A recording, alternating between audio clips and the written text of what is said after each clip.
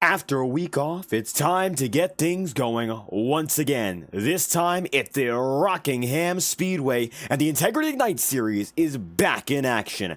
Charlotte was the host of our halfway point last season. However, we are still one race away from the 50% marker. This is the 14th race on the calendar. Welcome back live on FTN for the Hillenburg 160. The Rock plays host, and qualifying is on the way with 4 minutes and 15 seconds remaining. Great to have you all back. The first 13 races have been such thrillers so far, and it's a full points championship format, which means that these drivers will go from end to end fighting for the title. There is no split season in between. We have a multitude of race winners, double-digit number as a matter of fact, and we came out of a leg of the season where we saw some multiple-time winners in DJ Stagner and Thomas Bressi. However, we've returned again, and it's not necessarily a clean slate, but it's a bit of a refresh for all drivers as they're set to get at it one more time here in The Rock. I'm David Kreutz, your host for tonight's broadcast. I'll be commentating and producing as we get ourselves geared up for tonight's event. Take a look at what's going on the racing circuit. Michael Stroll with the provisional pole, Rob Ackley second, and Chad Mikas going to be there in third. Still drivers shuffling their names up from top to bottom, and you see them on your screen right now. Got over 20 drivers registered for tonight's race, as a matter of fact, and here's one of which. That is Kyle Cooper.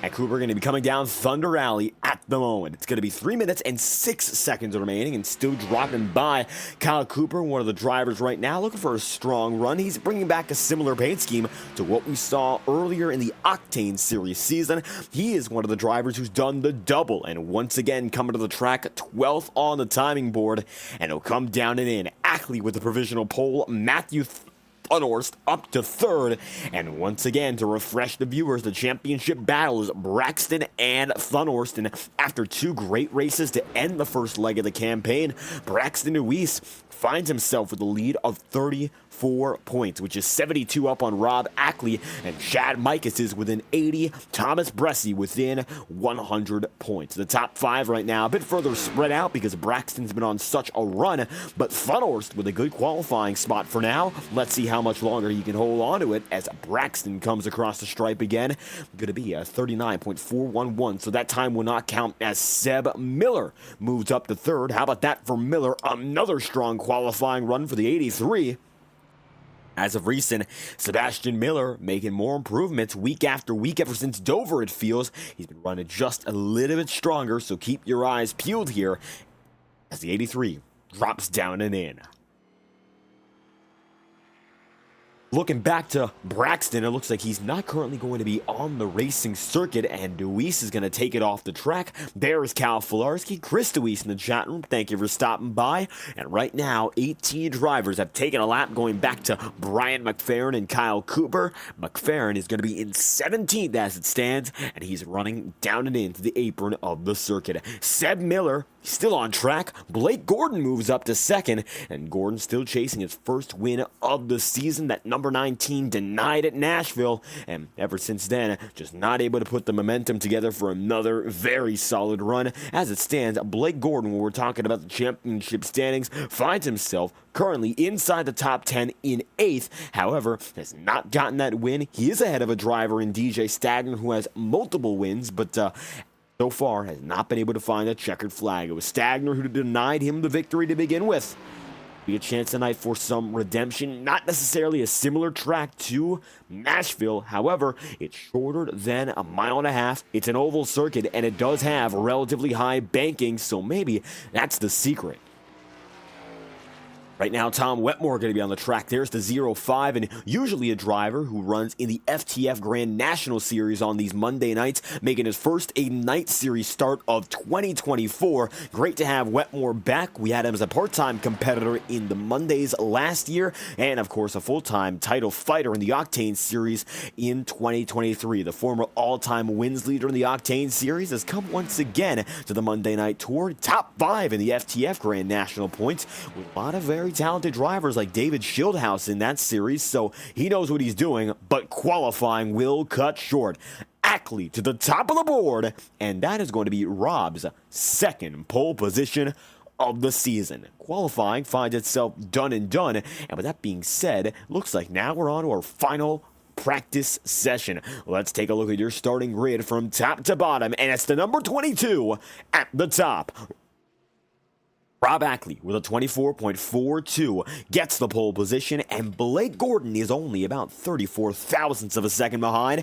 Gordon, the number 19, scored in the second spot. Michael Stroll rounds out the top three in the number 3 car with a 24.485, and Seb Miller, another strong qualifying run for the 83. He is right there, 24.519, puts him in a fourth. Matthew Thunhorse comes into this race second in the championship standings, and while his rival was not able to get a lap down, it's Matthew who starts in the top 5 as Vinny Tickner, the rookie. He finds himself 11th of the championship coming in. He's catching up to DJ Stagner to enter the top 10 as a rookie driver. It's the number 12 in 6th. Chad Mike is coming off a down, struggling slope into Charlotte. He had a solid race at Charlotte, so he's putting himself back on level footing, but he's hoping to get back in the top 3 in points. It is Micus in 7th and Don Stevenson 8th, Nick Tarbuck 9th, and Thomas Bresci, who rounds out the top 10 in the 24. His most recent win for Bresci, Dover Motor Speedway. 11th place is going to be Chuck Sweeting, who won at Texas, and it's going to be Cody Smith in 12th, Stagner in 13th, and Brandon Bernhardt in the 14th spot for Smith, 15th place, and Jacob Fife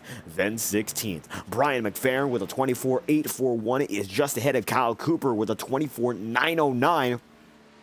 Cooper, final driver to take a time, and Braxton Weiss, unsuccessful, was not able to get a lap down, so it's going to be the number 13 machine in 19th, and right beside him, Tom Wetmore, position number 20. To round out the grid, it's going to be Brad Patton, 21st, and Cody Erdman, 22nd.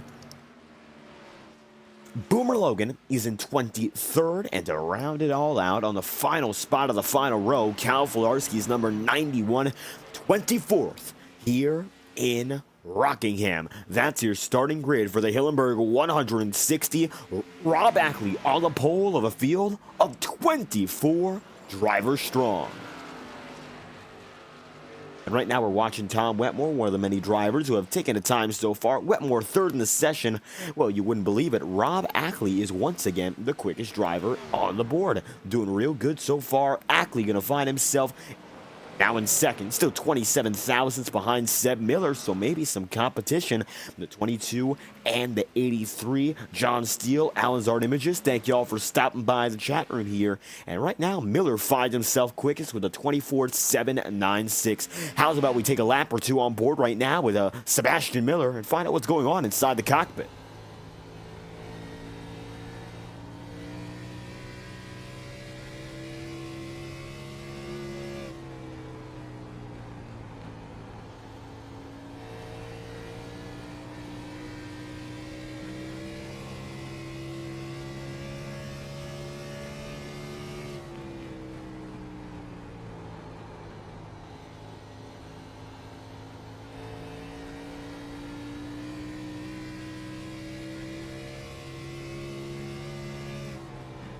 Miller still got the top time on the board as we speak, and you can see right now, looks like he's got a very firm grip on this car. Doesn't look like there's anything coming out of control. He knows exactly what he's doing and what he wants to do as the race progresses, and that confidence is going to be critical as the race goes on. Nick Tarbuck coming down and in this time by. Here goes to pit road, 6th spot.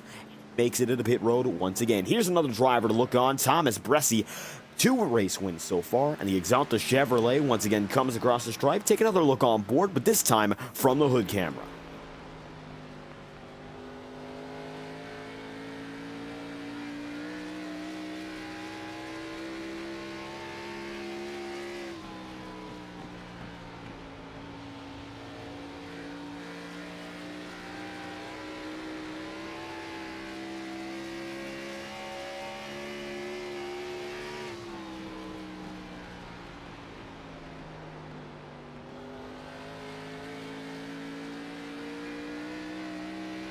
Win number 3 would mean a big deal for this 24 crew. Of course, multiple victories, one of only 2 drivers coming in with such a feat.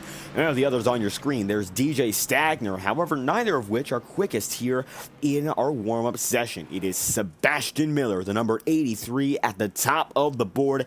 Miller gets it on with a 24.796, fastest driver in final warm-up, qualifying, rounded up, and it's time to get things moving for 160 laps in your main feature. Drivers are going to be getting back onto the circuit here. The iRacing official pace truck already on track. Let's meet the field down low at the start-finish line, and you see there Blake Gordon and Rob Ackley, your front row. Now, Gordon's got a brand new paint scheme, it looks like. The tie ride out the way, and this time around, it's the FedEx Express number 19.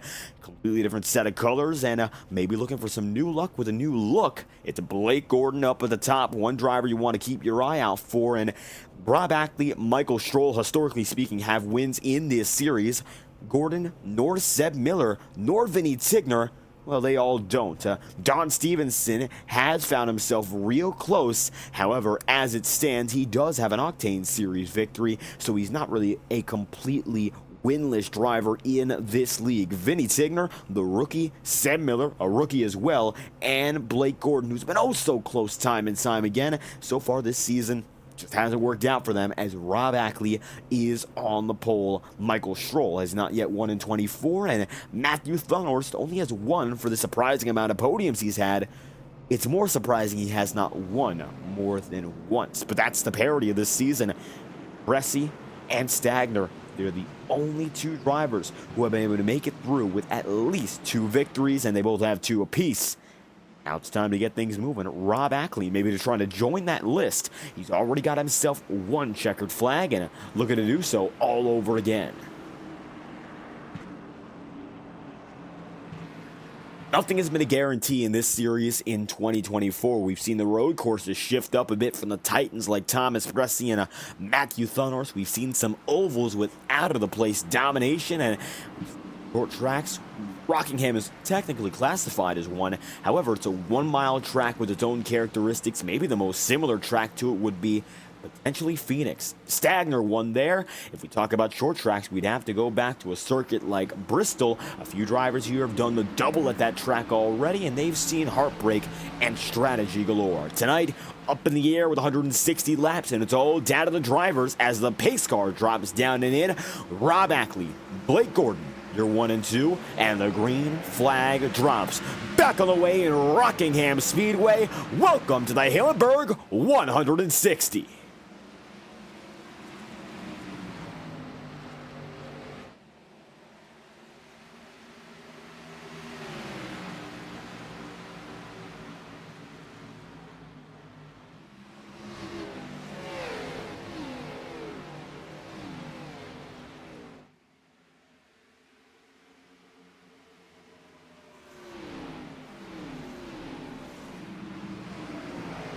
Double file and even 3 wide and back half of the field. But right now, Rob Ackley gets away, your race leader in control. Dropping down to the inside is going to be Thomas Bresci trying to slot in on Don Stevenson, the 47 up top, and it looks like Bresci has the position. Early going, going to be very calm, up at the front of the field, and further on back, most drivers giving each other adequate room, and 23 took to the start-finish line as Cody Erdman is right now almost 1 lap down. He decided to start from pit road. So, with that being said, most of the pack still going to be 1 by 1. And Blake Gordon going to try to surge down to the bottom side. You see him get the momentum off the top, side by side of the stripe. Blake Gordon takes the race lead. Slick move there, and the number 19 machine gets himself up in front. How's about that? Rob Ackley now going to be second, and both drivers start in the same corner. End up in different places. So Gordon takes the race lead, and a very quick move there for him. A few drivers have moved up, a few have gone down. Matthew Thunhorst now going to be 4th, Mike is 5th, and Seb Miller down to 6th with a little bit more pressure from a guy like Nick Tarbuck or Thomas Bresci. We'll see how much longer the 83 can hold in it. Looks like Miller does have speed though, and persistent in practice and qualifying alike. Wouldn't like to see him fall back all too soon, especially given the nature of this race. There's a lot of time left on the table, laps to count down and fly through. Doug Middendorf in the chat room as well, thank you for stopping by. And right now, a lot of support for the driver in the number 14 position. It's the number 13 of Braxton DeWeese. Right now, Braxton in a little bit of trouble because he was not able to get a qualifying time in. But if there's anything or anyone you want to work with when it comes to starting from the back of the field, that is Brad Patton in the 07 car. Patton right now has been working DeWeese over, and they've both been able to make up quite a few spots so far. They've gotten the inside of the top 15, 15th and 14th respectively, catching up to a guy like Vinny Tigner, who's fallen a few spots back on his qualifying position. Tigner started inside the top 10, currently in 13th, so he's going to need a bit of a rebound here if he does not want to get scooped up by both Braxton and Brad. But they're coming up quickly here, and it looks like Vinny right now finds himself behind a fierce battle. Take a ride on board now with Vinny Tigner, and you'll see what he's seeing.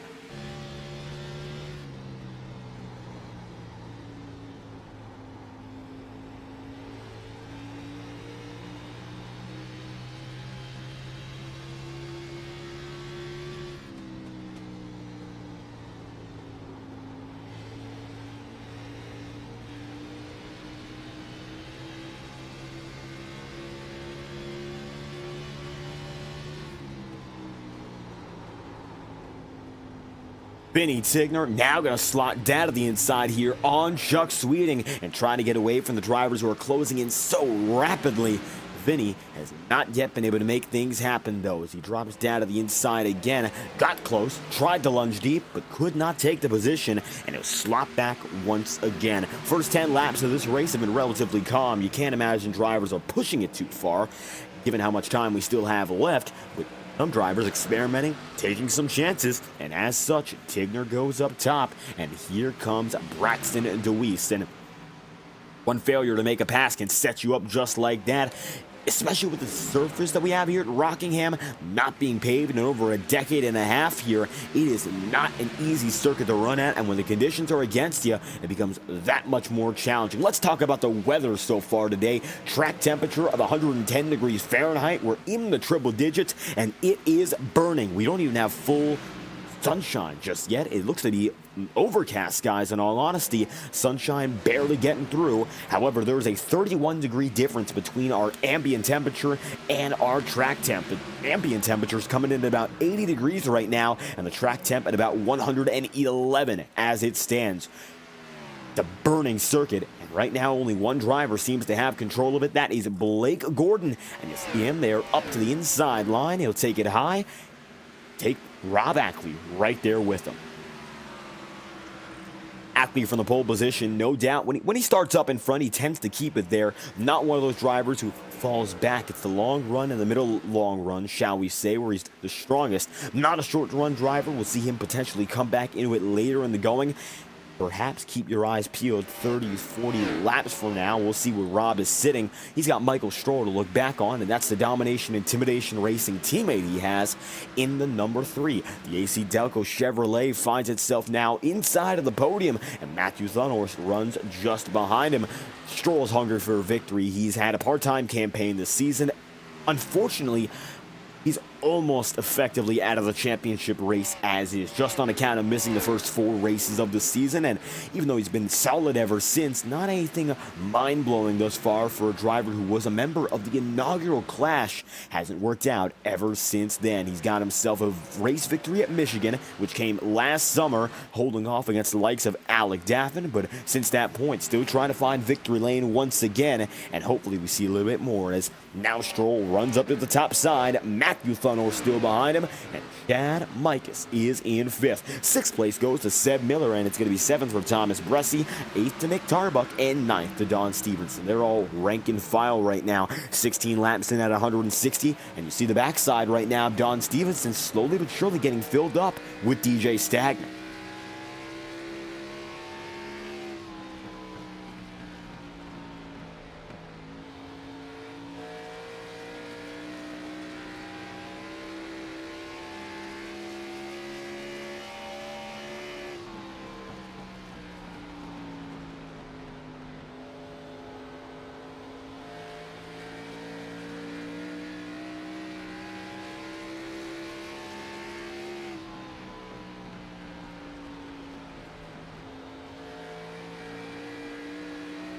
Forrest Smith going to dive deep to the inside there on DJ Stagner, and that's the move for 10th. Looks like right now Stagner actually going to be falling a bit further back, and we noted that when we were coming up to that onboard shot that Don Stevenson was facing more pressure, but right now I think DJ's the driver who's fading a little bit further. Forrest Smith, we saw him at Charlotte quick early, wasn't able to make it work in the long term. However, right now Forrest going to find himself 11th and trying to get one spot up. Ended up in the mid-20s that race, so anything would be better than that right now, but Brad Patton might be able to make it a 2-for-1. He will drive down and pocket it in the middle groove. Smith in the wall, just slightly, but he'll keep it together, and could have been much worse. It looks like he's going to be able to buff that one out pretty quickly.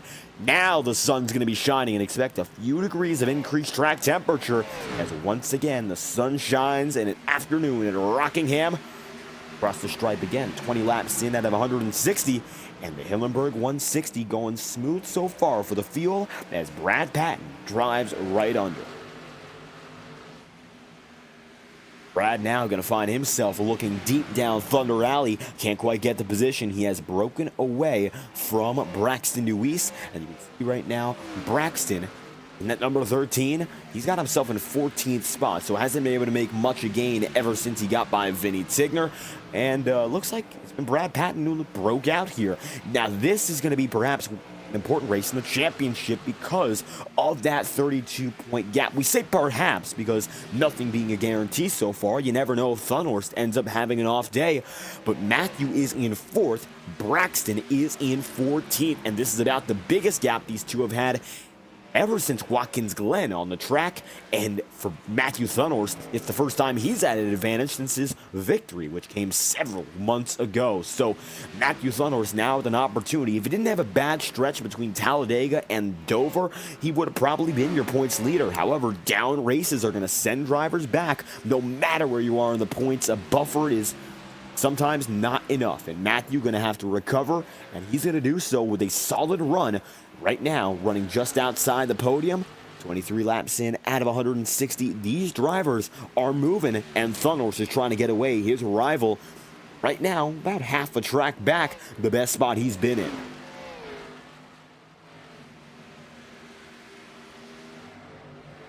Seb Miller right now going to be losing a lot of positions, and maybe the performance of that car a little bit more of a dissipation, as you see trying to block Brad Patton. Patton goes under, very little he can do here, and the 07 drops down to the inside and he will get the run. Furthermore, Forrest Smith decides to get himself nice and in, and the Transcendent Motorsports machine inside the top 10 almost for the first time tonight. He just has to make it by Brad Patton, who very recently got through him. Not bad for Seb Miller in the early portion, but now slowly but surely dropping back. Not good for the Harry's 83, and we'll see whether or not Seb can return. His best race so far in the season came at Lakeland, Florida, and he fought against Jacob Fife and Braxton Deweese.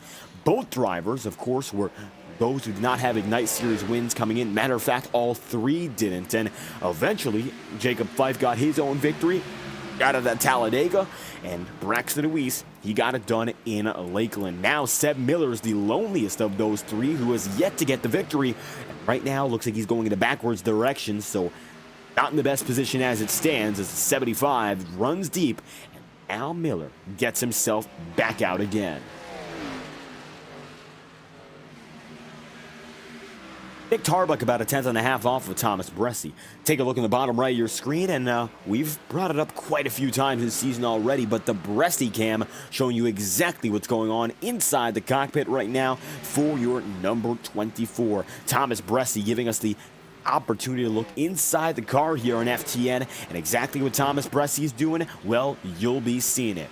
Right now, the number 24, if you think it looks slightly different, if you're looking at it right now, yes, Thomas Bressi does have a slightly different, refreshed paint scheme for the rest of 2024. The same colors as his usual Exalta paint job. However, it's a different design. He was introduced to this one, or rather, he introduced us to this design last race at Charlotte. However, it was in red, white, and blue colors. So there's, of course, a reason to be mistaken if you thought there was something different. Well, it was the colors then. It's the design now. The colors are back to the traditional for Bressi, and right now he'll go up top again, looking for a little bit more success in this next half of the season. Overall, still one of the top 10 drivers in this series after what was the 13-race stretch leading into this one, but nowhere near the consistency nor dominance that we saw of him all throughout 2023. And that comes down to multiple things. It comes down to maybe some changes to iRacing's handling and performance inside the car for the Chevy Camaro. Also comes down to the strength of the field. It continues to get more competitive here, and maybe the tracks have just not been his wheelhouse. As right now he's running 6th, not bad at all, but maybe he's going to come into his own a little bit more so when we get back down to the road courses or international circuits. We still have some road trips and some vacations on the schedule, so to speak. Keep your eyes peeled. Thomas Bressi still has a lot left in him, as right now, I think Rob Ackley's once again catching up to your leader.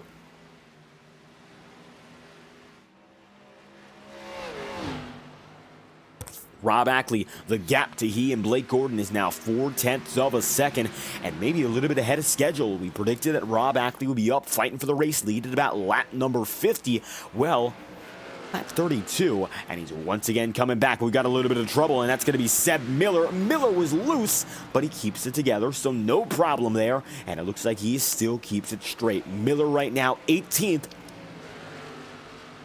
and falling outside of the top 10 qualifying spot he had. Matter of fact, if you want to talk about the drop-off, he started in 4th. He's down to 18th. Only one other driver has lost a similar number of positions. Vinny Tigner down from 6th to 15th, so that's a loss of 9. For Miller, it's a loss of 14. And there goes Tom Wetmore. Wetmore now going to make it up into 14th here, and he's starting from the back of the field. Another driver doing it from the very beginning. Not an easy call for a driver like Wetmore, and as such, Tom now finds himself on the way in that tube deck Toyota Supra.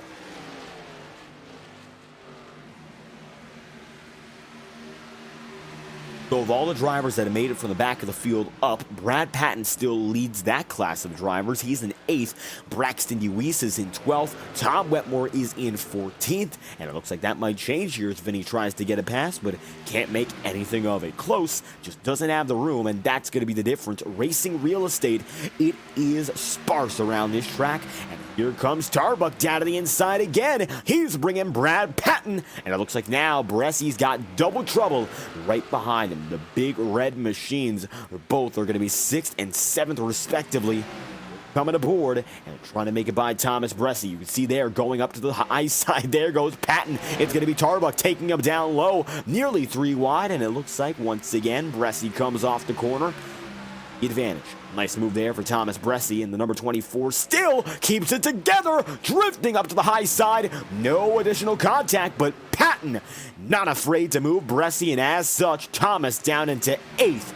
Brad Patton up to 6th. That brings Tarbuck up an additional spot there to 7th.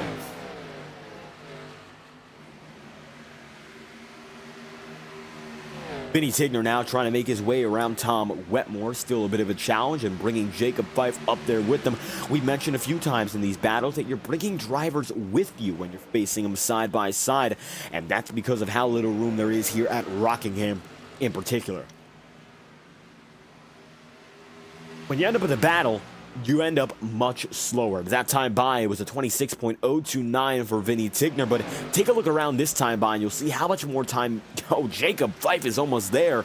You'll see how much time he gained. At the stripe, that was a 25.9 for Tigner, and for Fife, it was a 25.92. Now, they're down to the hundreds in terms of gains, but you can see Jacob Fife is visually getting closer. He was further back where Brian McFerrin was, but right now, he's right within the confines of Wetmore and Tigner alike.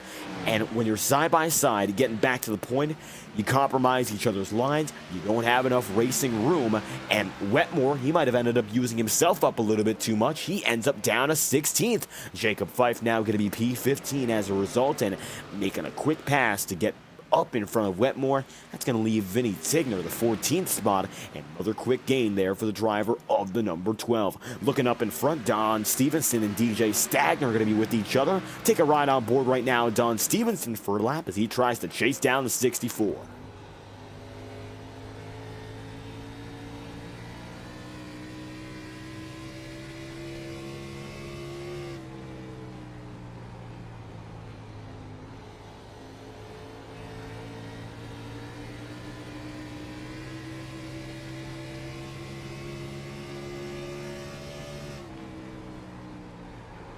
Stevenson right now going to be in 10th. We saw DJ Stagner was fading back on him previously.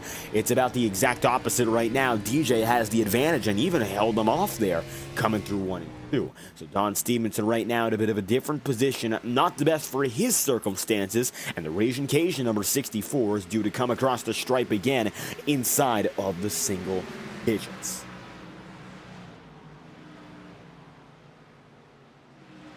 Chad Mikas in 5th, Matthew Thunhorst in 4th. Those are two championship contenders who have been able to keep themselves up there inside the top 5 in a very important race. That's for certain, because Rob Ackley's also there too. And with the exception of Braxton Deweese, your championship protagonists are all together right now. Ackley, who's 3rd in the championship standings, is in 2nd. Matthew Thunhorst, 2nd in the title standings. He is in 4th. And Mikas, 4th in the chip. He is in 5th. Braxton is the odd man out right now, and he's in 12th. That being said, a little bit more trouble for him coming up than maybe anticipated. He started in 19th, and he's been able to make up a few spots, but when you have all your championship competitors running up in front like that, it's not necessarily demoralizing, but you know you have to get up there, and the troubles so far have not made it any easier. It's been an all-clean, all-green event. 44 laps in out of 160, Deweese has not been able to take his time and make it up there as effectively as maybe he would have preferred. Now, qualifying makes all the difference just because of that, and that's why the Allen's Art Images number 13 is still in 12th here, and Ford Smith remains in 11th. DJ Stagner now side by side with a fading Thomas Bressie, and it looks like now Thomas is getting hustled up and down the track by every driver that comes by, and it could be now Bressie who's got those worn out tires after some contact with Patton, once again having to move out the way if push comes to shove. And push is getting awfully close to shoving. Hasn't done so just yet, but Don Stevenson's got room and maybe going to use it if he comes through 3 and 4 and gets that lunge down and in. Ways to go, 46 laps in out of 160, and Braxton Deweese is coming up on a bit of a gold mine for his sake because he's in 12th right now. If he were to pick off everyone in this pack, he'd be able to get up into 8th, which would minimize the damage at the very minimum. However, his first challenge is going to be smoke coming down the apron, and it looks to be not Cody Erdman, but instead it's Brad Patton. Patton goes down to the inside, no caution, and it looks like we stay green, although Brad Patton just has some trouble. The race is still on. Take a look back here as it's going to be the 07 smoking it up coming out of 4.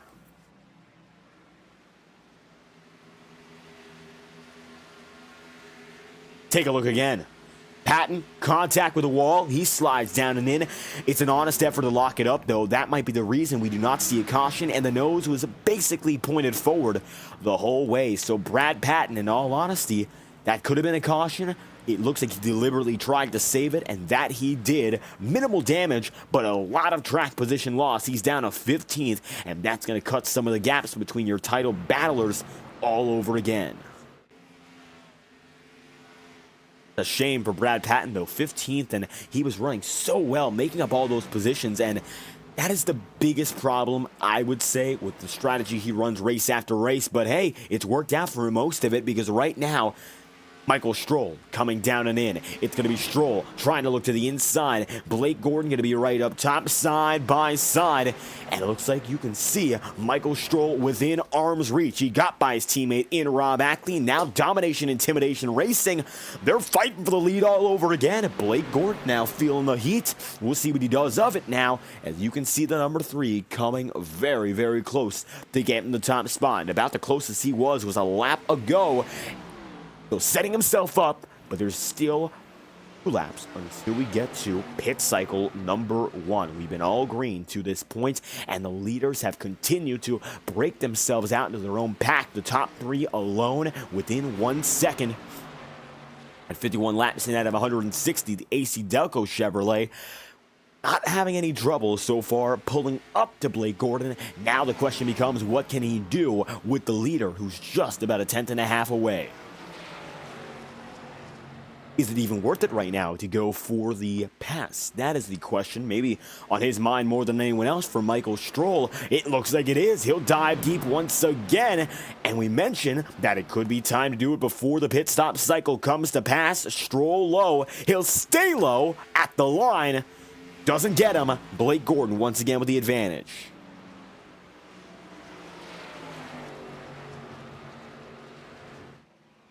Maybe for Michael Stroll, the best hope that he has for his race victory would be to wait until about lap 80 when we expect to see our pit cycle. Trouble right now for Tom Wetmore. Wetmore comes down and in pretty early and maybe trying to go for the safe strategy of 2 pit stops. Tom down and in after 52 laps, and now he's going to be cycling himself back down to the dead last spot as he takes his first pit stop of the day. Wetmore going to be down and in for service, and he comes into pit road rather early relative to the rest of the field. Nobody else besides Cody Erdman has been down there all day long, and Erdman started from pit road. He's currently now in 22nd. Side by side again, Michael Stroll looking down to the bottom side, and Gordon up top.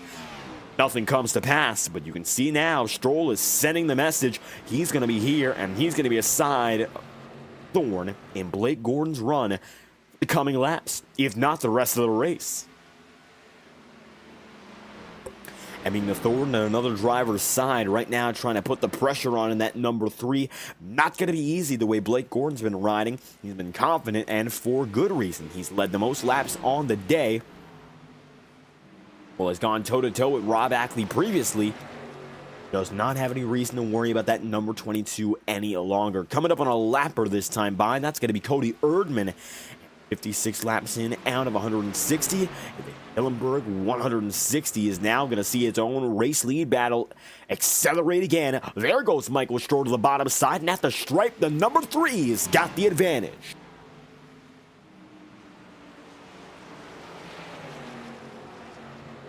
Getting out at the line, Michael Stroll going to lead his first lap of the day, and now he is right there. Gordon in the wall, and he's getting awful close to pushing the limit. Blake goes up top. That's going to give the number 3 a little bit more room to put the power down out of the corner. I think now Michael Stroll with a chance to lead the lap. Not going to get it there, and now Stroll's going to have to tuck back in. That's about the closest he's been, no doubt. And see now Thomas Bressie down a pit road. Next up going to be Cal Filarski, 58 laps in out of 160. That is a 2-stop strategy. Will anyone try to stretch it for 1? That's now the big question, if it's even possible. And Chad Mikas is going to slide up high, and that's going to be Nick Tarbuck making his way right around.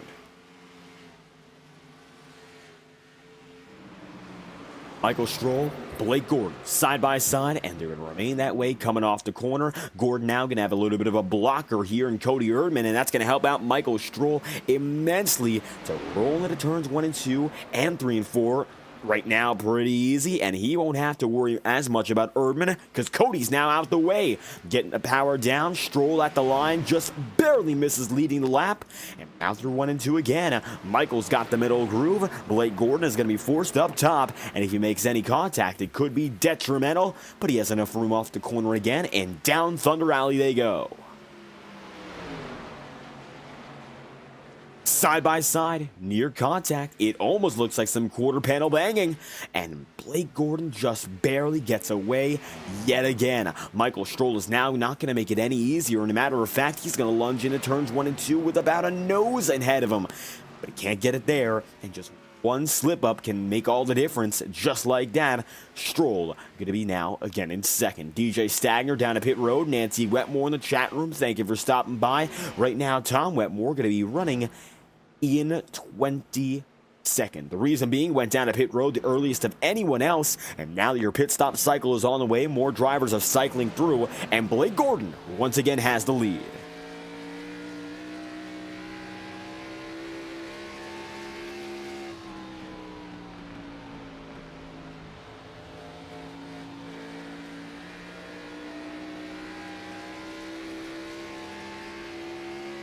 Michael Stroll tucking back in, and maybe he's going to settle himself down until that pit cycle comes to pass. Gets a little bit closer with the front bumper there, but nothing indicative of a real pass just yet. And now coming out of 2, maybe we'll see a little bit more of that effort. Down and in, Michael Stroll gonna dive about as deep as he's gone. Comes back up the track about 2 lanes, and Brad Patton on new tires makes it 3 wide. Nothing you can do there, and Brad Patton this time going to help out Blake Gordon just a bit. It's inadvertently going to send the number 3 right back. So Michael Stroll now going to have to find himself again in second and still trailing. Not what he'd like to see, but that's just the way the cookie's going to crumble here as drivers continuously come down to pit road.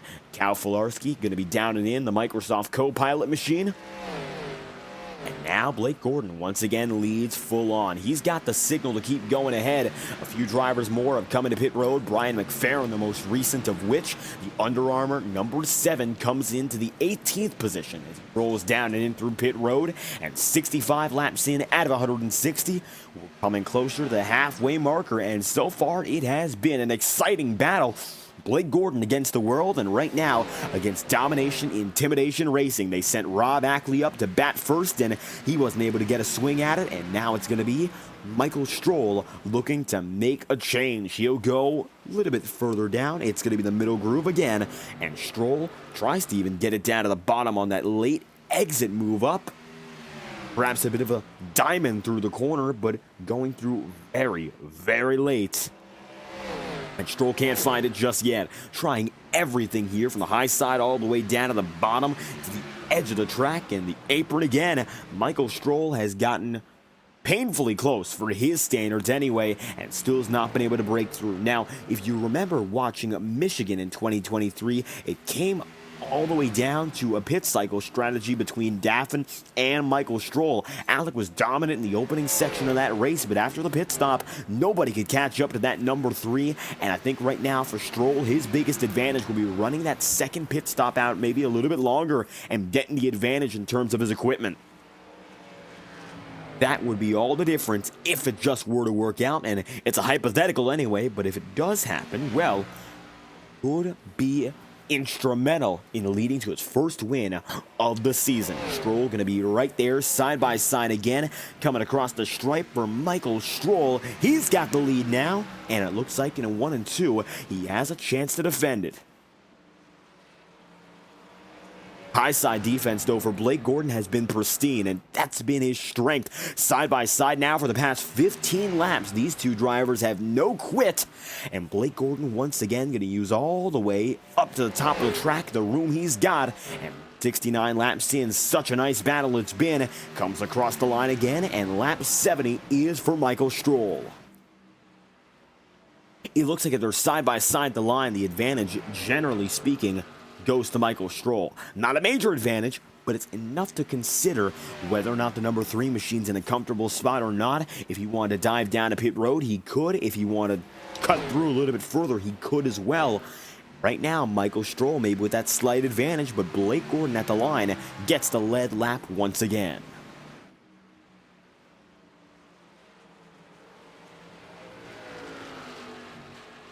71 laps in out of 160, and for the time being, no other drivers come down to pit road. Some guys going to be trying that 2-stop strategy. Most others have decided to go for the 1, and it looks like right now it's going to be Michael Stroll taking that race lead. Gordon going to be in second. Take a ride on board right now with Blake Gordon as he tries to chase back your top driver.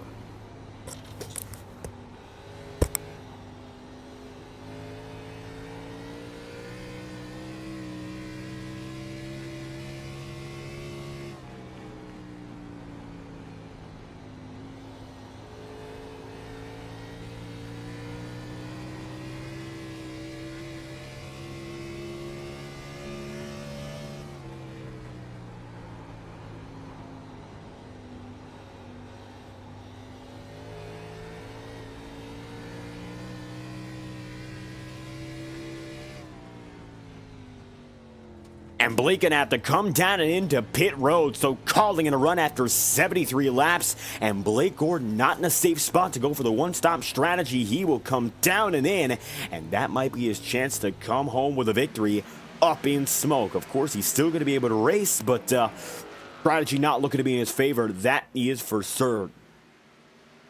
Michael Stroll now on the way. Rob Ackley second, and Nick Tarbuck third. 1, 2, 3, separate by 3.2 seconds. Most drivers are still out on the circuit. Blake Gordon looks to have disconnected, as a matter of fact, and now 16 drivers remain on the lead lap. Those of which were on the lead lap, they have decided, of course, not go down a pit road yet, and the safe number, it is 80. You get past 80, you can go all the way, and 5 laps away. It's a very enticing prospect, as now Stroll has to go up high, and he's forced up to the top of the track with now Thomas Bressi and Cody Erdman making it by him.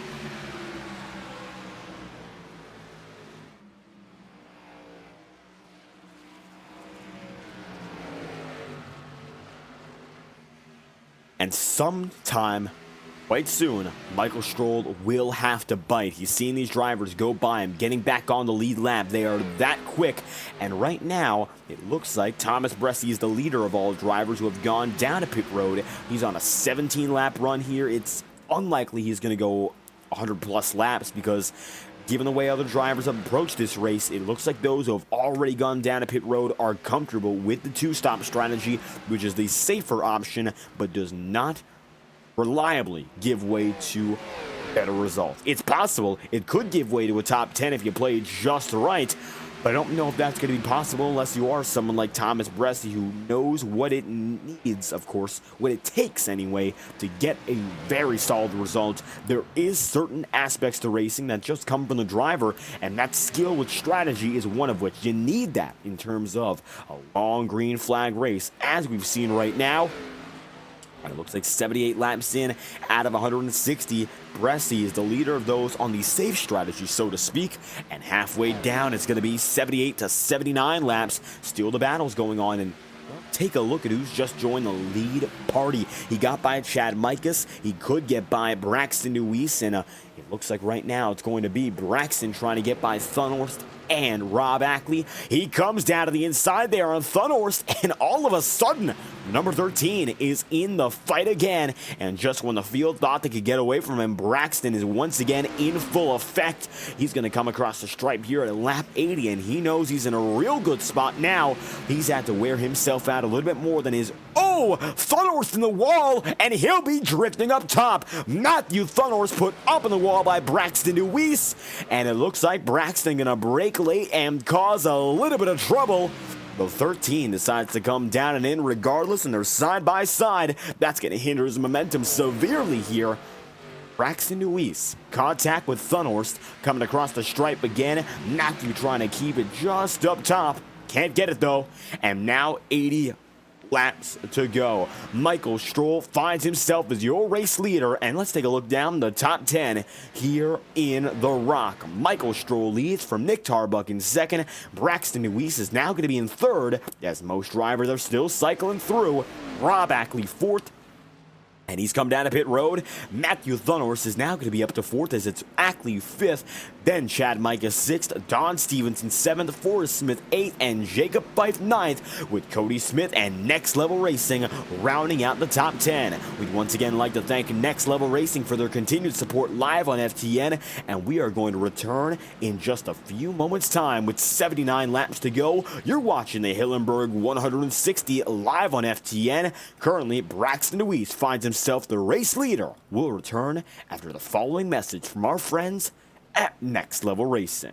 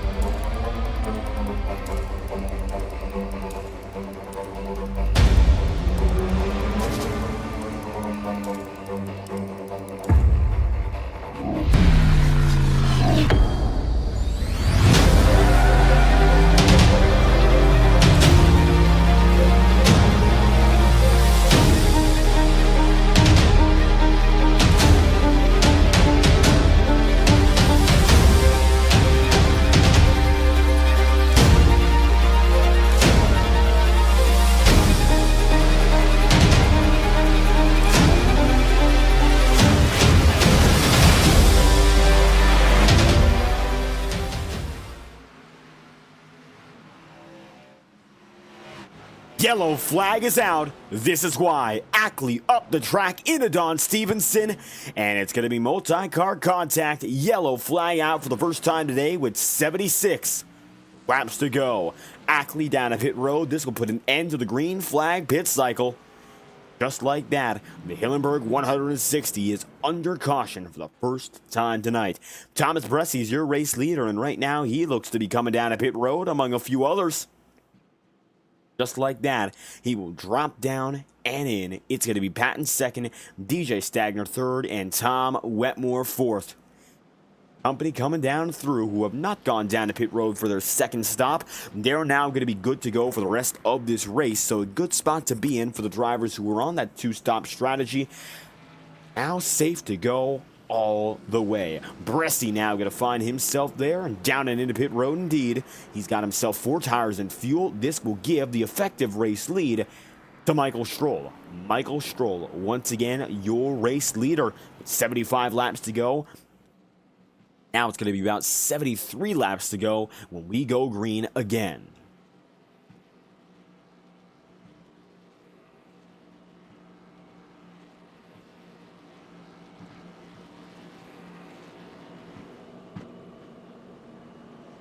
Michael Stroll, Thomas Bressie, Brad Patton is the current top 3. However, we're sure that will switch around as it stands. 75 laps to go. A lot of drivers going to be caught out 1 lap down, so we'll see what's going to come of it. These drivers such as Chuck Sweeting, Brandon Bernhardt, Boomer Logan, Don Stevenson, right now they're caught 1 down, and we'll see whether or not there's an opportunity to get back on the lead lap here. It looks like there should be. As of right now, Stroll looks to stay up top, and we're 2 laps away from getting the green again.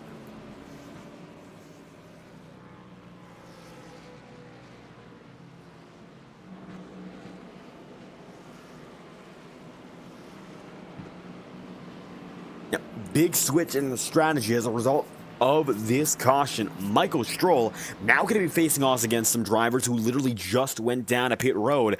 Bressie and the like. They got a free pit stop out of this, and even though, look at their racing for the victory opportunity was just about dead in the water, well, now all of a sudden looks to be the best strategy. I think Blake Gordon disconnected a bit too soon, unless he absolutely had to go. He might have been in the best spot after that one, and looks like now no chance for the driver of the 19. Gordon down and out early, but as it stands, drivers who were going down a pit road earlier, they got the biggest advantage of them all, except for Michael Stroll. Stroll still finds himself on top. They'll have to fend off someone like Thomas Bressie or Brad Patton or Tom Wetmore. It will not be easy from here, but Michael Stroll's got the track position, and he's going to come across the stripe yet again. We'll go green at the end of 73 laps to go at lap number 89 out of 160.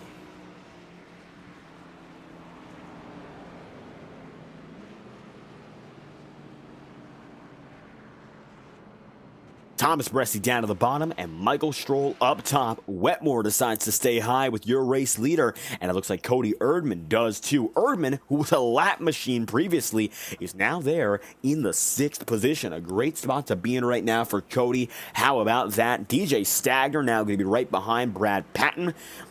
Major gains for some of these drivers who we haven't spoke of too much tonight. And now we're going to be getting the signal to go back green with 72 laps remaining. You see there, Michael Stroll on the high side and Thomas Bressie right down low. Let's get back at it once again. It's going to be the iRacing official pace car dropping down a pit road and giving the command to the number 3 of Michael Stroll. First restart of the night. The bottom side is stacked and it's view up top. Green flags out, and your first restart's underway.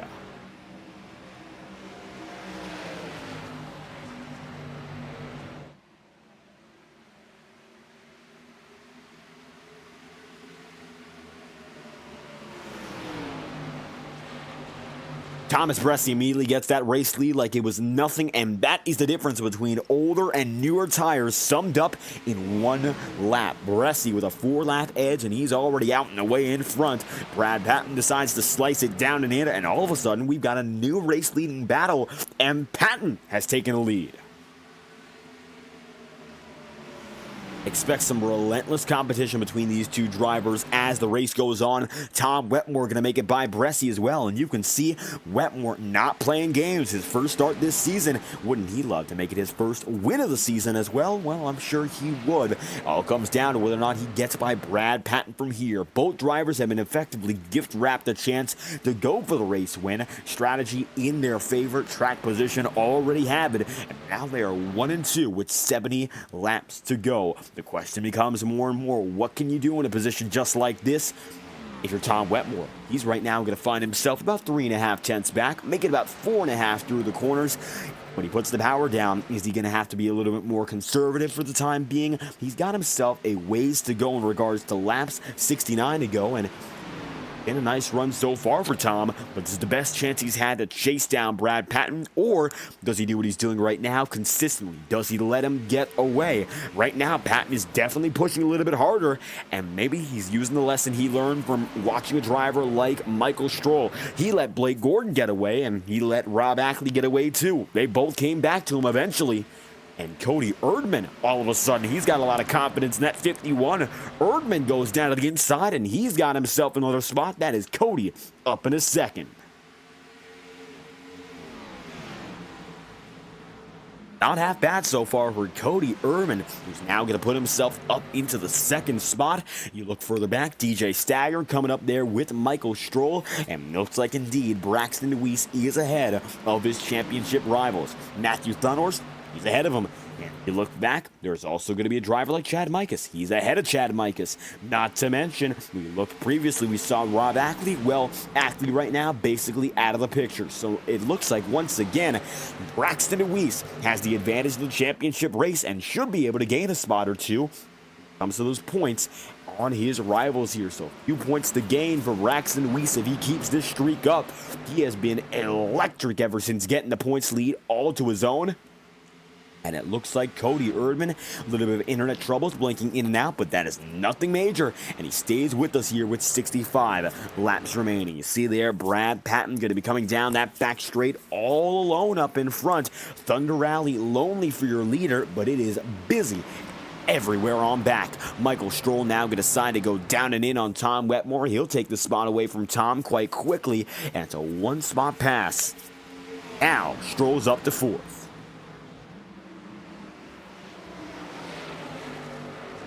Don't think there was much potential for him to go for a 2-for-1 there. We mentioned it was a one-and-done pass, but in all honesty, not much else can be done to turn two in a situation like this. Rockingham right now, the grooves are coming in. You see where drivers prefer to go, and they're sticking with their preference. You don't see much fluctuation from lap to lap.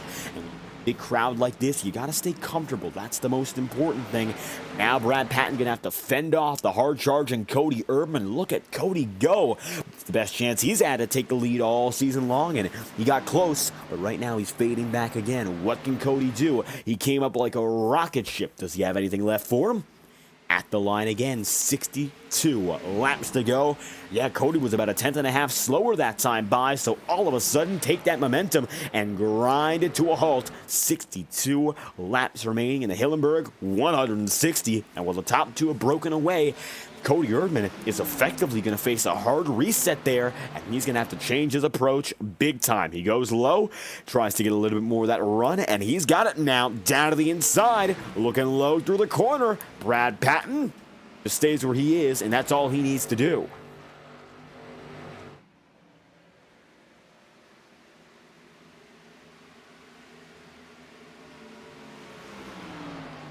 Being a calm and effective driver is such a big deal when it comes down to this late stage of racing, and that's exactly why Brad Patton's been able to succeed in keeping the lead. 100 plus laps we've gone through so far, and it looks like right now it's going to be Cody Erdman up high yet again. 60 laps to go. He just couldn't get by Brad Patton on that run, and that might have been the final chance he gets.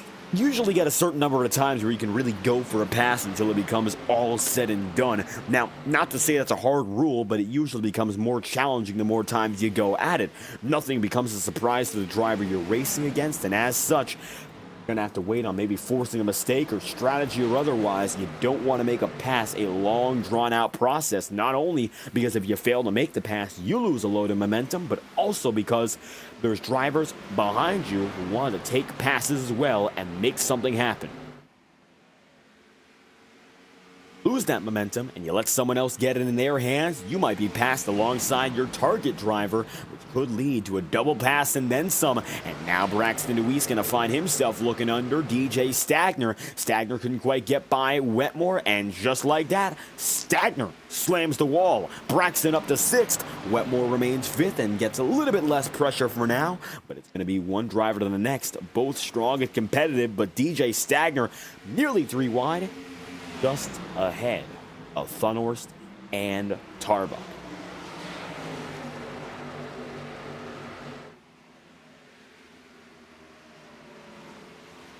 DJ Stagner going to knock down the wall the way he's been driving as of late.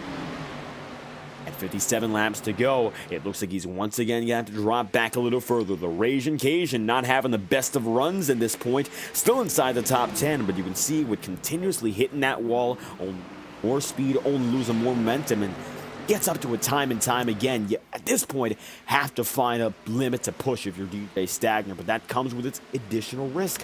What if you hit that wall again? What if you end up getting bigger damage or greater damage, shall we say? Right now, there's really little you can do besides scuffing up the right side unless he comes in at a very hard angle. But if you get that once again and keep repeating the process, well, Stagner's going to find himself out of contention for where he is right now, let alone the race lead in a matter of time.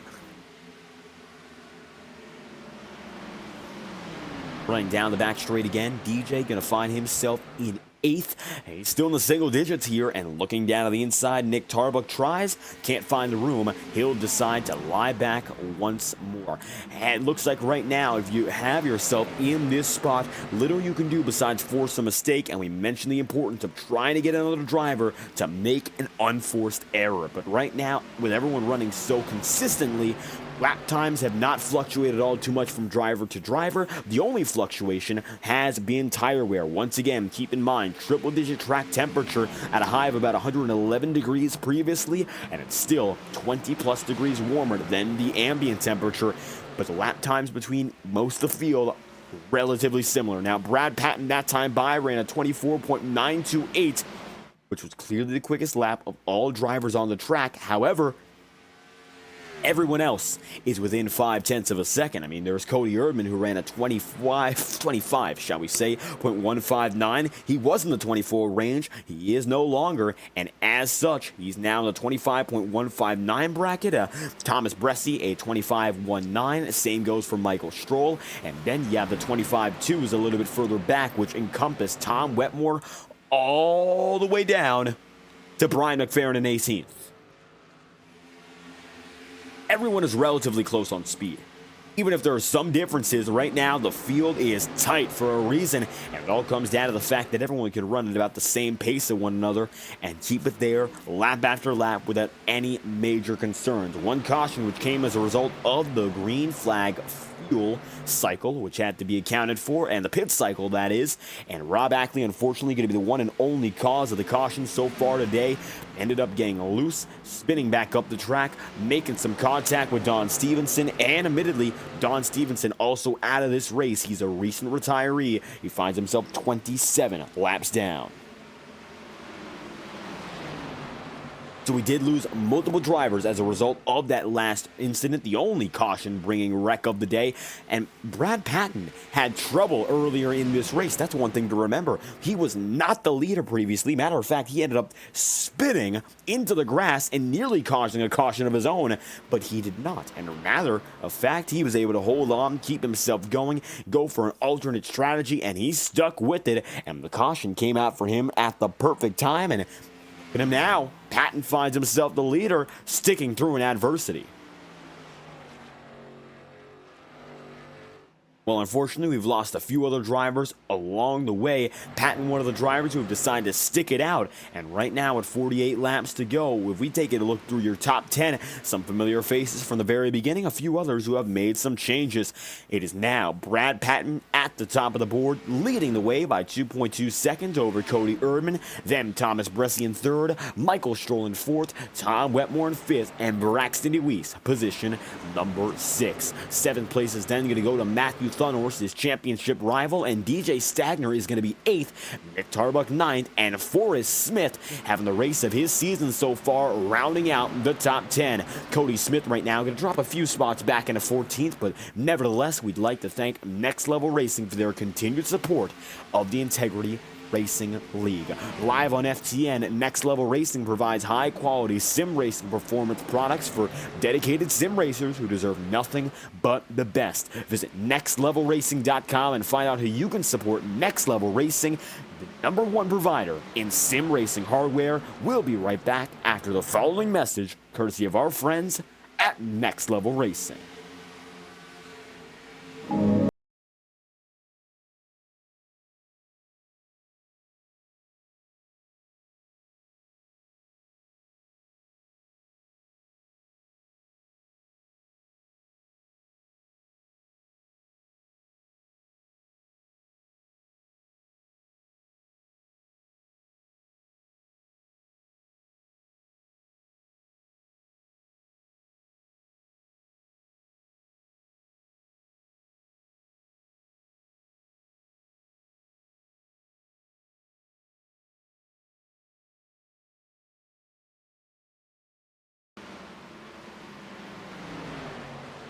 .44 laps remaining. It's going to be a side-by-side battle now with Tom Wetmore and Braxton DeWeese.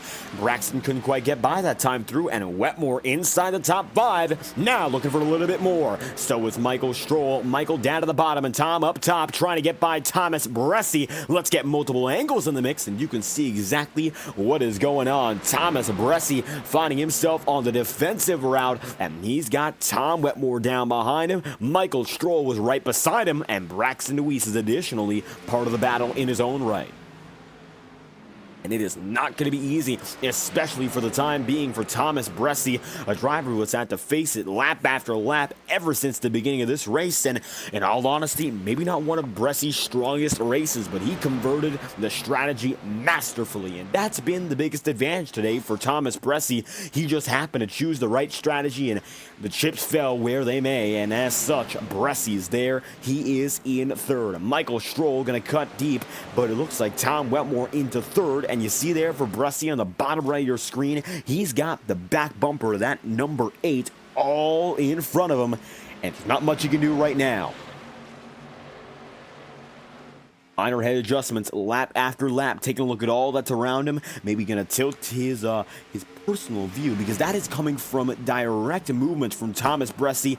In reality, it's as if he is inside the cockpit. He can move his head left, he can move it right, up or down, but right now he's got the rear view mirror and he's got the main feed of the race all ahead of him. I don't think he's too concerned as about seeing more. Now he's got to do a little bit more if he wants to make that spot up. And you would see there, Bressi finding himself in fourth. Hasn't quite gotten around just yet, but he's looking for every opportunity. Braxton DeWeese going to go down to the inside. Here comes Braxton. And for Aladard Images, it looks like a top 5 might be in the cards. From 19th place, Thomas Bressi has been a man on a mission. We got to give props to that number 24, but Braxton DeWeese also on the way, and he had to do it from the back half of the grid and almost outside of the top 20. It's a very impressive run for the both of them, but right now Braxton knows what's on the line, continuing to gain in that championship lead, a lead he admittedly already has, but it's always great to extend it, and he's been able to make up 32 plus points in the last 3 races, and he might be able to make up another set of 10 or 15 if all were to fall into play tonight. That's how good Braxton DeWeese has been. He's making up an average of about 8 or 9 points every race ever since he took the lead of this championship. So far, no turning back. This is that type of momentum that could either carry you through the season or be just enough to stay in the fight till the bitter end. And Right now, it hasn't turned bitter for Braxton. He's in an opportunistic pot. Rather, shall we say, an opportunistic spot. And of course, the pot full of gold at the end of this rainbow would be the championship. He's still got a ways to go to get there, though, and it's all about progress if you're that number 13. Almost getting down to the Kevin Harvick line at Atlanta, trying to get down on that paint, but that really won't help you out too much here at Rockingham. Even the paint got his fair share of wear. DJ Stagner down under, making a 3-car tandem up at the top. And DJ is going to be the man that gets shuffled out. Unfortunate there for Stagner. It just looks like he's going to be on the losing end of this spectrum. And Braxton Luis, due to come by, could make it that much more evident. And now Nick Tarbuck there. And meanwhile, Matthew Thunhorst is in 9th here with Chad Michelson. While Michelson is going to have a better race than his 3rd-place rival in Rob Ackley. Really making no gains on Braxton Luis nor Matthew Thunhorst. Unless he gets by Matthew, of course, which does look to be possible if he just plays his cars right from here. The distance has gotten shorter and shorter across every one of the last 5 laps, and now that it's such a close point, maybe Micahs can use Jacob Fife to help him out. Oh, it's close. There's a little bit of contact, and it looks like quarter panel banging between the number 36 and the number 25. Thomas Bresci now up top. He's got DJ Stagner there too again, and the Ragin' Cajun rolls on to the bottom side once more. Maybe not able to fend off Tom Wetmore. Maybe not able to fend off Michael Stroll. But DJ Stagner's really going to keep on trying here with Braxton Luis and Thomas Bresci.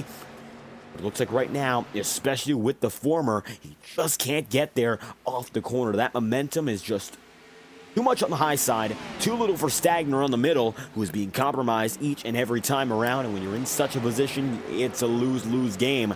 You lose spots or you end up losing control. And right now, Stagner going to choose to take the spots being lost rather than ending his whole race.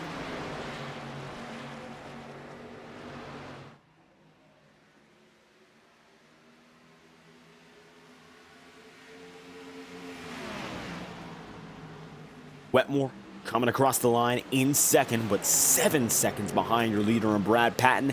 And what a way it would be. It's been a long time coming for Brad Patton, a driver who we've been waiting to see come back into the podium, let alone victory lane, for more than a year and a half now. Patton finding himself now in the Wanted Goons Toyota Supra up at the front and all alone, has decided for this year not to run one qualifying lap. And even though that is the case, he's shown he's had top 5 speed almost all throughout the season. But tonight, your chance to break through, you need a little bit of luck in some circumstances like that. And tonight, it looks like it's all in favor of Patton, who has 29 laps left on the table. Kyle Cooper going to be side by side right now with Brian McFerrin, and it's going to be Cooper running his rock scheme of the day. He ran that at the Octane Series event just about a month and a half ago, and that event, I think, turned the tide for the championship battle in the Octane Series. And it was about the time that Ethan Lane came into the series once again. He had that incredible victory very recently around that time at Bristol, a last lap pass on Don Stevenson. And so far, the story of the Octane Series, for those who have not been keeping up, is Michael Araya and Ethan Lane, with a few backup characters from this series like Thunhorst and Braxton Luis. But so far, those have been the 2 championship titans, and they've done a great job so far. But I think Michael Araya proved at this event here he has the advantage. He has been able to keep himself calm and consistent race after race, even though he might not have the raw speed of Ethan Lane. So far, he's been able to gain points over Lane, which very few drivers have been shown to do. He's doing what looked to be impossible previously. And here comes number 29. It is now Nick Tarbuck in this group of 6. Oh, DJ Stagner, hold on to it. That he does. The 64 loose down the back straight, and he saves it. What a save that was for DJ Stagner. Looks like he had himself swerving back and forth. Doesn't lose a position out of it. Just goes to show that he's in a very comfortable spot in that line. If it was any other circumstance, either he'd have been in the wrecker or he would have been passed multiple times over. But right now, he finds himself in a comfortable spot to keep on clicking down these laps. Lap after lap after lap, and that's going to get him all the way with that mentality there. You just have to keep on moving until the checkered flag drops, and there goes Michael Stroll in the wall. Michael now going to let Thomas Bressie go down and under, and that's for the final podium spot. Even though he cooked that slam, it looks like Michael Stroll hasn't even given up that much speed. Braxton Nuis in the wall, and another driver getting in a slammer. It's now Braxton who loses multiple spots, and a chain reaction of extraordinary proportion. It's going to be now a total of 3 drivers hitting the wall in the past lap, and Braxton gets the worst of it. Michael Stroll, then Thomas Bressie, and then finally it was Braxton Nuis. Bad news there for the third team in regards to gaining. As long as he holds on in this line, shouldn't be much trouble. It'll be 23 laps to go this time by for Brad Patton. He leads the way, and with 22 laps to go, as always, on FTN, we're going to crank it up with the best cameras on the iRacing market, Track Cams for Gourmets. They're providing our wonderful onboard cam for tonight's event, and we're going to get things loud here with the final few laps coming right up, so stay tuned, as with 22 laps to go, we are going to crank it up in the Hillenburg 160, courtesy of our friends at TrackCams22.com.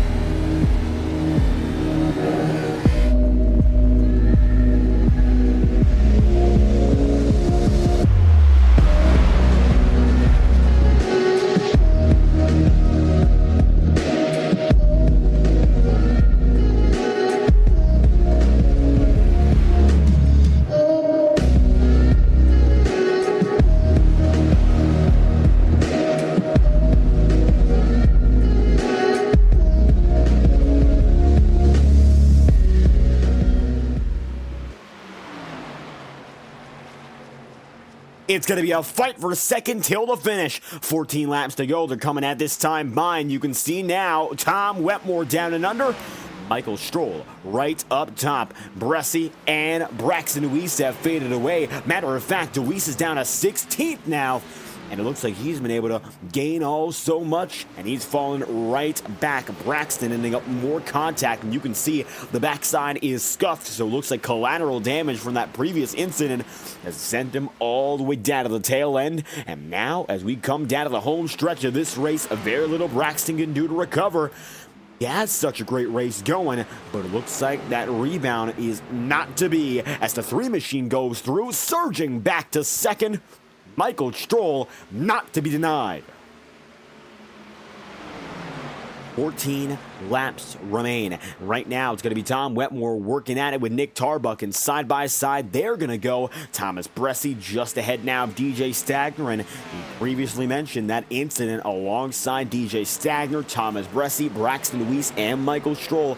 Different outcomes for different drivers, and for Braxton Weiss, he definitely got the worst of it, got the most contact for one, and you're seeing how far back he's fallen. It just goes to show he ended up in a very tricky position, and it looks like he does not have the luck, or the fortune rather, to get out of this one unscathed. Wetmore now going to fall out of the podium, as it looks like now it's going to be Nick Tarbuck up to third, side by side. Nick Tarbuck now has the advantage. How about the number 29? We haven't spoken much about Nick Tarbuck ever since the early going of the Octane series, but he's once again with us here. So let's talk Nick Tarbuck. He's 7th in the championship standings. However, after a dismal performance at Charlotte, he lost 2 spots in the championship standings. He went from 5th to 7th. So in the title fight, he went downward, but this could be a great opportunity to go right back up and set him back up for square one. He's one of the top 5 drivers all time in this league in regards to, I believe, the victory count. He has multiple in the Octane and Ignite series, respectively. He's done it before. He can do it again. Nick Tarbuck knows his way around the track, and now getting by Tom Wetmore. We'd like to once again say that Wetmore, in his first start and potentially only of the season, he's done a great job here in the Monday Night Tour. We know how quick he is and that he's effectively due for a win eventually when it comes down to the Octane series. But tonight, once again showing why he's so quick and versatile, he stepped into the car. It's a one-and-done shot for the Octane series, and the Ignite series today. He's still there, and he's still competitive. He might not know everyone in the field, but he is stuck to his own strategy, and as such, he got it there. 66 laps into this run, and in a firm spot to keep on contending until the checkered flag falls.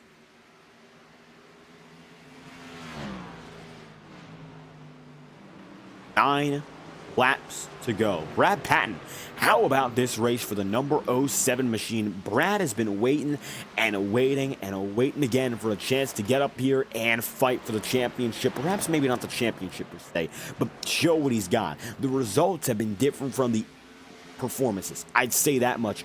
Currently, only one top 5 coming into this race, and overall, not one of the best performances season-wise, but we have seen the speed that Brad possesses, and 2 top 10s overall. Patton now an opportunity to take that first victory and take it in stride. Nobody contending with him today after that first caution, and once he got the lead, he did not let go. Relentless driving since that point, and now it's 6 laps remaining.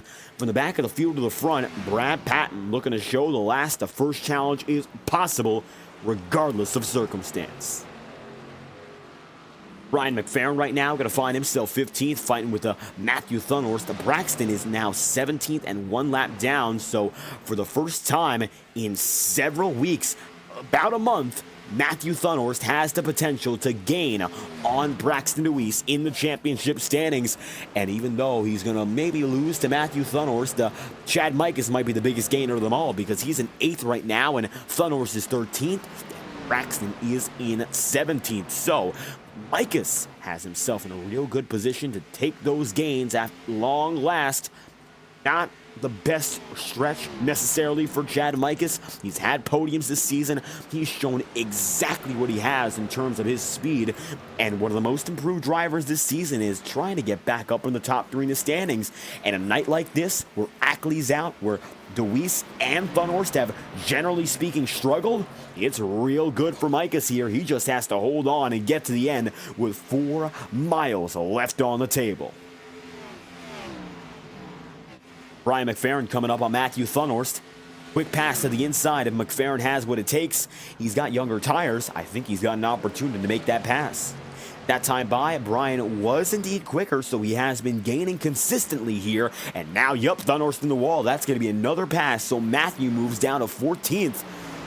tricky. Matthew Thunder's not going to have it, and he's going to find himself now almost outside the top 15 the way things are looking, as Vinny Tigner now tries to get by Cody Erdman. Erdman, not the best of runs in terms of pace, but he got the strategy work out just right. Nice job for Cody Erdman. He's up there in the top 10 on his own volition, or fighting inside the top 10 confines on his own volition, and he might not finish in the top 10, but he worked for it, and it shows with 2 laps remaining. Popsicle sticks this time by, and as all others fight, Brad Patton has escaped the madness, and the white flag is due to fly now. Patton coming across the line. 1 lap to go. He's been waiting since the very beginning to get this checkered flag, and this season taking a new approach. He might not have his teammates around him week after week, but Brad Patton has shown what it's like and what it takes to go solo and find victory lane. Did not set a qualifying lap today, as he's done all season long, but it's a night of triumphant success for Brad Patton, taking the checkered flag at the Rockingham Speedway. First career Ignite Series win. Brad Patton is a winner at the Rock. Patton first, Michael Stroll second, Nick Tarbuck rounds out the top 3.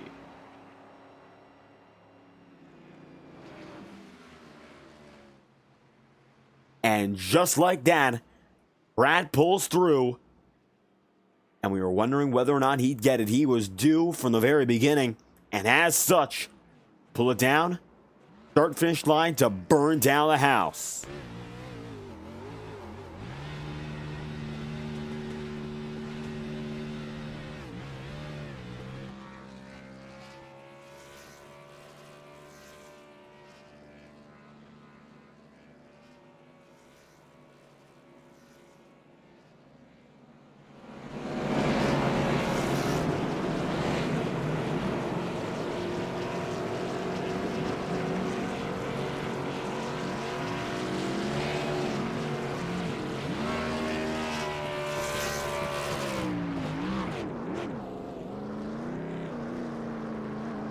And now Brad going to take it down to the miniature victory lane here we have at the Rock and continue to celebrate.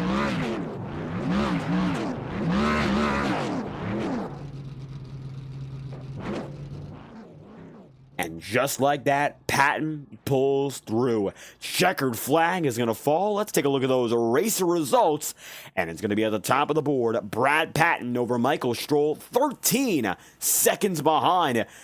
Nobody on the same level as Brad Patton, especially that tail end of the run. Michael Stroll then going to be in second, and Nick Tarbuck there in third. Fourth spot is going to go to Tom Wetmore in his first start of the season, and DJ Stagner going to be fifth.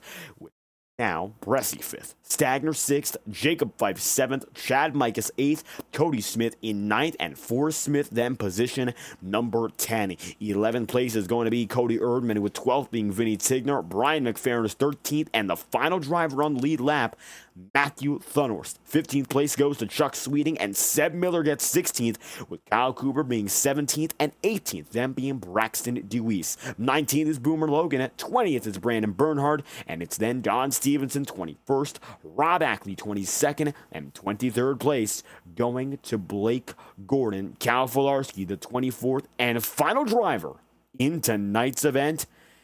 24 drivers take to the track, and for a driver who has not set a qualifying lap all season long, Brad Patton defies the odds and comes home as a winner here in Rockingham. Let's get a word right now with the 07 machine.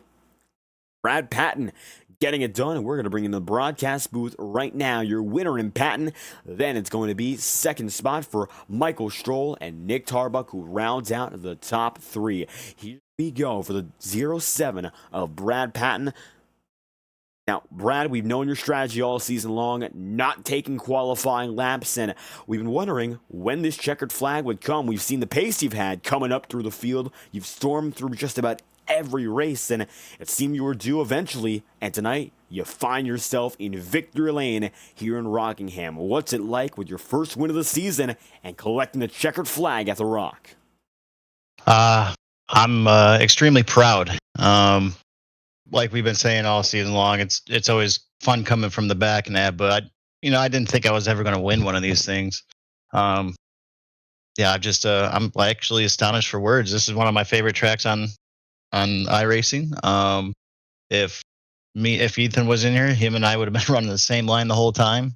We had Tom in here as well. He was running the same kind of line I was, and we just had a strategy of, let's pit a little bit earlier than the halfway point and just rock it from there and see what happened. Luckily, everything fell into place. I was able to grab the lead and just walk away with it. And it looks like able to walk away in that second half. The only caution we had today made all the difference, it appeared. You ended up actually sliding through the grass in that first half, and we thought maybe that would have been the day done to try to fight for the win, but everything fell back in your hands with that caution. What was it like adapting and putting yourself back on course? I had good pace coming through the field there. I was trying to run a different line than everybody else. And I just was going through and checking out the standings and seeing where like the first place car was, and that wasn't paying attention coming out of 4. And I hit the wall pretty damn good, which I was trying to save it and keep it going straight. But I mean, it was already in the grass. And at that point it was just, okay, don't wreck anybody, hope the caution doesn't come out, because we wanted to have a green flag run the whole time. But no, the caution came out later on, and we were able to get on strategy.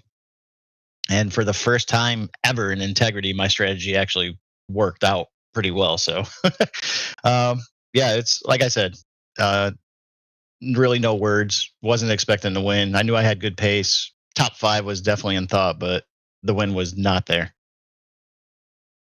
And it looks like everything going to come down just right here. Now, Brad, the big question becomes from here, getting that victory, a lot of weight off the shoulders. We've seen the way you've been going at it. I think you're dedicated to just not taking qualifying laps regardless of anything. So with that being said, up next for this calendar, it's going to be a tricky one, I think, for your plan. It's Sonoma. We're going to the road courses once again, and we don't get cautions there. There is, typically anyway, no breaks. So what's it going to take to maybe back up the momentum from here and turn it into another good run?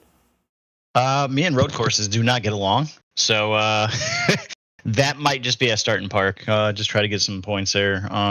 Maybe until a few people drop out, and then we'll see how that goes. I don't know. We'll see. As of right now, starting park. I know you don't like to hear that. I just hate running road courses in these cars. Yeah. With that being said, a victory today going to make up for more than that for whatever's next at Sonoma. Brad, Patton, anyone else you'd like to shout out after today's performance? Yeah, thank you guys for broadcasting. Thank Integrity for putting on the show here. Juan and Goons Racing. Without them and the sick paint scheme, this Toyota Supra that I got. Clutch One, Maconi Setup Shop, Itesa, and High Rise Energy. Just like that, Patton pulls through and collects his first victory of the season here in Rockingham. Brad, once again, we thank you for your time. Appreciate it. Hashtag most wanted iRacing, baby. Let's go. Patton gets it done, and 13 seconds behind. It's the number 3, Michael Stroll. So let's get in your second place finisher. And Stroll, just about your race of the season so far. Second on the day, led laps, fought for the victory. And in all honesty, I don't think that caution was the one that helped you. But you still pulled through for a podium.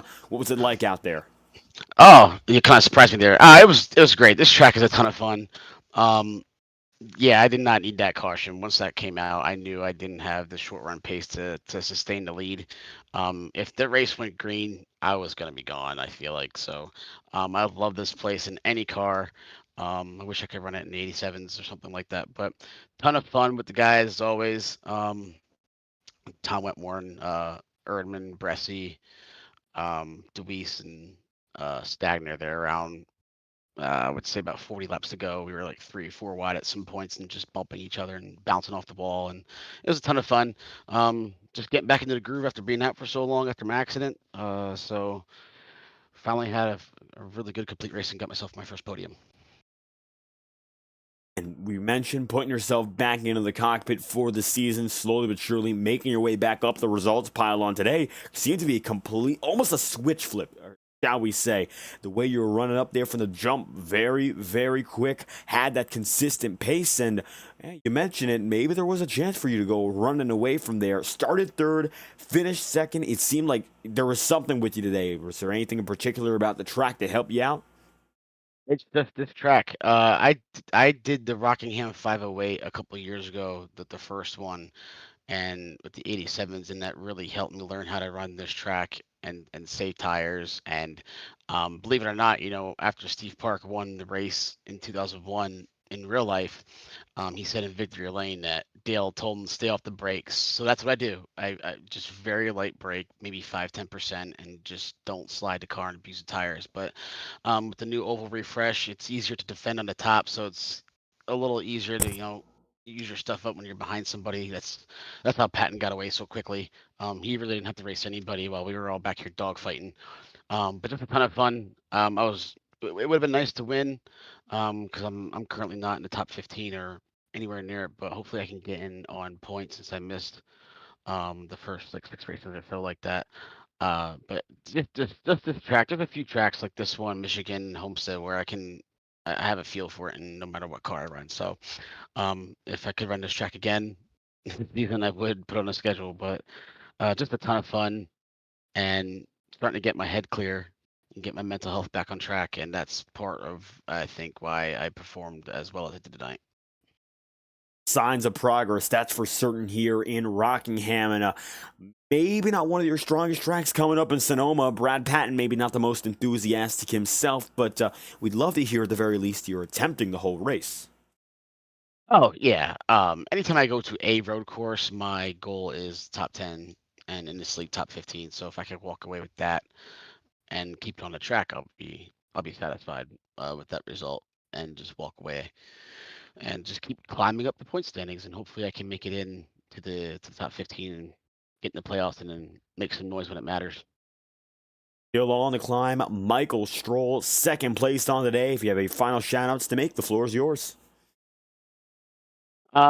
Just want to thank my team, and a lot of these guys in this league know I've been through hell and back these last 6 months of my life. So just getting back on track mentally, being happy, and get my life in order. And I think once we get to next week will be an anomaly because I won't run that well. But once I get to some ovals that I like, you'll see me more up front, I feel like. And hoping to see a lot more of this number 3 machine today, fighting to get up there, starting on the podium and finishing there. Michael Stroll, we thank you for your time. Have a good one. Stroll on the move. One more driver to speak to, number 29 of Nick Tarbuck. And, well, we've seen very solid runs out of the 29 crew before, and we've seen it once again. Nick, a great way to pull this season back together, of course, after our break, after Charlotte. This one might actually get you a few spots back in the title race, given the few other drivers up there high in points had some troubles. Looks like today was one of your better days. Third place. Anything to tell us after that one? Yeah, man, that was a good welcome back to the series. I joined in the session not having touched the sim rig in like 3 or 4 weeks, and the first like 100 laps was just like felt foreign to me. Like I'd never driven a car before over like 80 miles an hour, so it took me a while to get used to it, really. But I think that helped me save my tires on the bottom. A lot of guys run on the top, and I just did not feel comfortable up there at all. I was hitting the wall in practice and stuff, so I kept it to the bottom, classic bottom feeder line I always like to run, and it worked out pretty well, really. I mean, I was able to save tires and really catch up by the end of stage 1. I think I got to second place, I'm pretty sure, just from saving tires on the bottom. So that was my strategy the rest of the race, just keep out of the battles as much as I could, stay clean, and just stay to the bottom, and it ended up working out pretty well, so can't complain. And all things considered, a very solid result. And you're right. Podium, generally speaking, you can't complain. And you came from 9th to 3rd here, so there were some gains made all throughout in this race. It was a tale of 2 races. We split it up just about at halfway, and it looks like you're one of the few drivers who ran a little longer and still got the better end of the stick. 78-lap stint, so about half and half, dead even there. Nothing else in between. You pulled yourself together, and very similar to a driver like Michael Stroll, who went in just before the caution, you kept yourself in it till the very end. What was it like having to deal with that pit stop, which admittedly, pit cycle, which helped out a few other drivers more than it might have yourself? Yeah, that was one of our big plans, I guess, Michael and a few others, myself. We were going to stay out and just do a one stop because we saw a few guys going in to pit around like lap 50, and we were pretty positive that there's no way they would have made it on fuel to the end of the race, even like if it pit on like lap 60. So we pushed it to the end of stage one, and we were gonna one stop it. I think that it would have ended up with us being, I don't know this for a fact, but it felt like it would have ended up with us being way, way, way ahead at the end of the race, like a miles ahead. So especially if they had to pit. But that was our strategy when we had the caution after a pit cycle. Thankfully, we didn't get caught a lap down like some drivers did, but it definitely threw us off our game. And it was like, well, now it's time to, I guess, just go for it and see what happens, really. And it looks like going forward today brings forth a podium finish. Now, next up on the schedule, we got those road courses, which have been a little bit more unpredictable this year than the last. Sonoma for the first time in the Ignite Series. Any thoughts coming into that? Yeah, I hope I can do it without wrecking. I like the road courses. I think they're fun to drive. I'm not fast at them, particularly quick at all. I try to keep it clean just because people end up wrecking, but also I also wreck pretty often in those. So just gonna keep it clean, see if I can get some more points, build back the points I need to get to make the playoffs and all that. So we'll see how it goes. But yeah, man, road courses are just, you got to deal with them, I guess. Road courses have been coming and going on the season, of course, but another strong result at Noval. Nick Tarbuck, third in the day. If you have any final words for the crowd here, make sure to let us hear it.